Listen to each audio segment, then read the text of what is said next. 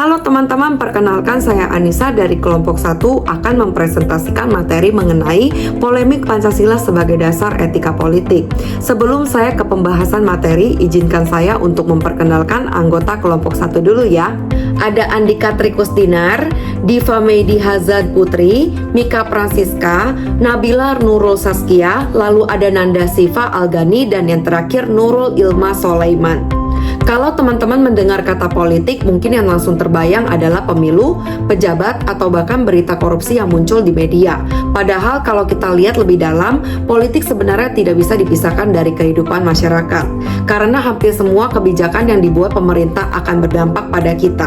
Nah, disinilah Pancasila memiliki peran penting sebagai dasar etika politik. Pertanyaannya, kalau Pancasila sudah menjadi pedoman moral bangsa, kenapa masih banyak persoalan seperti korupsi, politik uang, penyalahgunaan wewenang, sampai politik identitas?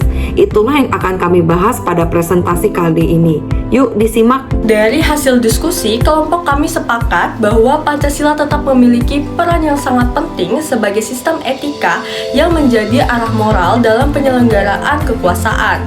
Alasannya sederhana, karena setiap keputusan yang diambil oleh seorang pemimpin pasti akan berdampak pada kehidupan masyarakat.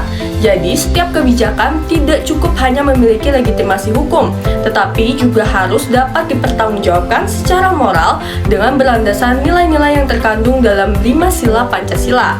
Dengan begitu, kewenangan yang dimiliki pemimpin benar-benar digunakan untuk kepentingan rakyat, bukan untuk kepentingan pribadi maupun kelompok tertentu. Kalau kita lihat, setiap sila dalam Pancasila sebenarnya sudah memberikan pedoman yang sangat jelas, mulai dari menjunjung nilai kemanusiaan, menjaga persatuan, mengutamakan musyawarah dalam mengambil keputusan, sampai mewujudkan keadilan sosial bagi seluruh masyarakat. Menurut kelompok kami, selama nilai-nilai tersebut benar-benar diterapkan dalam praktik politik, Pancasila akan tetap mampu menjadi pedoman untuk menciptakan pemerintah yang lebih jujur, adil, dan berpihak pada kepentingan masyarakat. Meskipun nilai-nilai Pancasila sudah sangat baik, kenyataannya penerapan dalam kehidupan politik masih belum konsisten. Akibatnya, masyarakat mulai mempertanyakan apakah Pancasila benar-benar dijadikan sebagai pedoman dalam pengambilan keputusan atau hanya sebuah simbol.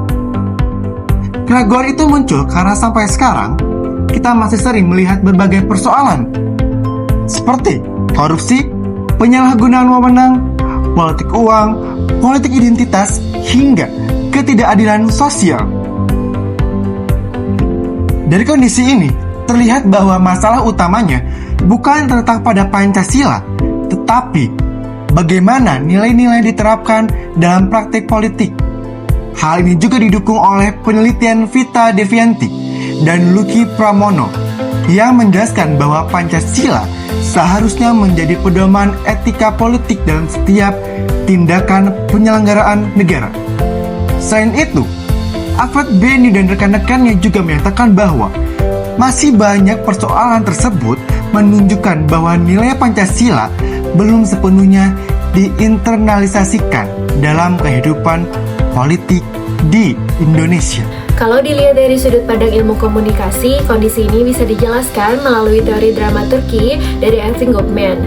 Teori ini menjelaskan bahwa setiap orang memiliki dua sisi, yaitu frontstage, bagaimana seseorang tampil di depan publik, dan backstage, yaitu perilaku yang sebenarnya ketika tidak berada di hadapan publik. Jadi, citra yang ditampilkan belum tentu sama dengan kenyataannya. Kalau dikaitkan dengan dunia politik, banyak tokoh yang di depan publik menyampaikan komitmen terhadap nilai-nilai Pancasila, namun dalam praktiknya masih ada keputusan yang dipengaruhi oleh kepentingan pribadi atau kelompok. Perbedaan antara ucapan dan tindakan inilah yang membuat kepercayaan masyarakat menurun dan menjadi salah satu alasan mengapa penerapan Pancasila sebagai dasar etika politik masih sering diperdebatkan. Kalau kita melihat kondisi Indonesia saat ini, ada beberapa data yang menunjukkan kalau pembahasan ini masih sangat relevan. Misalnya, Indeks Persepsi Korupsi Indonesia tahun 2025 yang mencatat skor Indonesia sebesar 34 dari 100. Angka ini menunjukkan bahwa korupsi masih menjadi masalah yang sangat serius. Padahal, jika nilai-nilai Pancasila seperti kejujuran, tanggung jawab, dan keadilan benar-benar diterapkan, diterapkan, praktik korupsi seharusnya bisa ditekan. Selain itu, berdasarkan Indeks Demokrasi Indonesia dari Economist Intelligence Unit, Indonesia memperoleh skor 6,44 dan masih masuk kategori flawed democracy. Artinya, kualitas demokrasi kita masih perlu diperbaiki. Tantangan utamanya bukan memahami Pancasila, melainkan bagaimana nilai-nilainya benar-benar diterapkan dalam setiap kebijakan dan keputusan yang diambil. Setelah membahas berbagai persoalan tadi, kelompok kami juga mencoba memberikan beberapa solusi untuk mengurangi polemik mengenai Pancasila sebagai dasar etika politik. Menurut kami, yang paling penting adalah meningkatkan transparansi dalam komunikasi publik dan proses pengambilan kebijakan. Dengan begitu, masyarakat bisa mengetahui bagaimana keputusan dibuat dan lebih mudah memberikan pengawasan sehingga kepercayaan kepada pemerintah juga dapat meningkat. Selain itu, pendidikan Pancasila atau kewarganegaraan juga perlu terus diperkuat, tidak hanya melalui teori, tetapi juga melalui contoh nyata dalam kehidupan sehari-hari.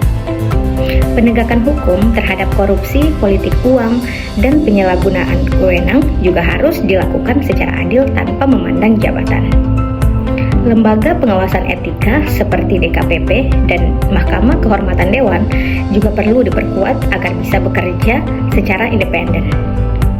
Jadi, menurut kelompok kami, perubahan harus dimulai dari para pemimpin yang mampu memberikan teladan, karena masyarakat akan lebih percaya pada tindakan nyata daripada sekedar janji. Sebagai penutup, kelompok kami menyimpulkan bahwa polemik mengenai Pancasila sebagai dasar etika politik bukan berasal dari nilai-nilai Pancasila itu sendiri. Justru, Pancasila masih sangat relevan sebagai pedoman dalam penyelenggaraan negara. Permasalahan yang kita hadapi saat ini lebih disebabkan karena penerapannya yang belum konsisten.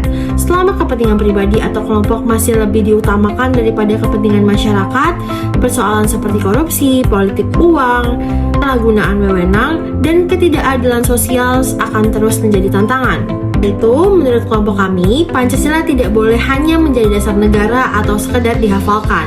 Yang terpenting adalah bagaimana nilai-nilainya benar-benar diterapkan dalam setiap tindakan dan pengambilan keputusan, baik oleh para pemimpin maupun oleh kita sebagai warga negara.